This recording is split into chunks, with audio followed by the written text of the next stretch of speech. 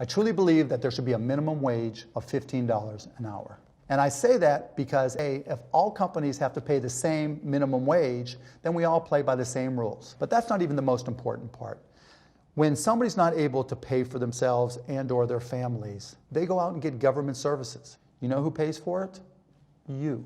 And for others, they're not even able to get the government services they need. So you know what happens? That's where we see people living on the streets. I don't want that.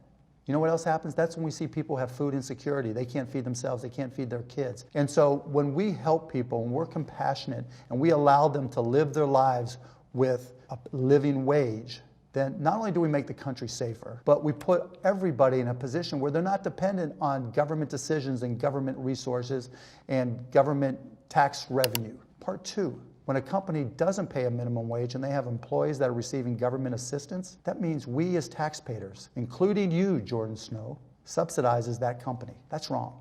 I literally went through my companies and asked and checked to see if any of our employees were receiving government assistance. In terms of their wages, I made sure that none were in a situation where they qualified for government assistance because their wages weren't high enough. I don't want taxpayers to be subsidizing my business. So let's just raise the minimum wage to a living wage and compete, because that's what Americans all about. Capitalism, entrepreneurship, with a little bit of compassion thrown in. And I think we'll be a far better place to live, a far better country to live in.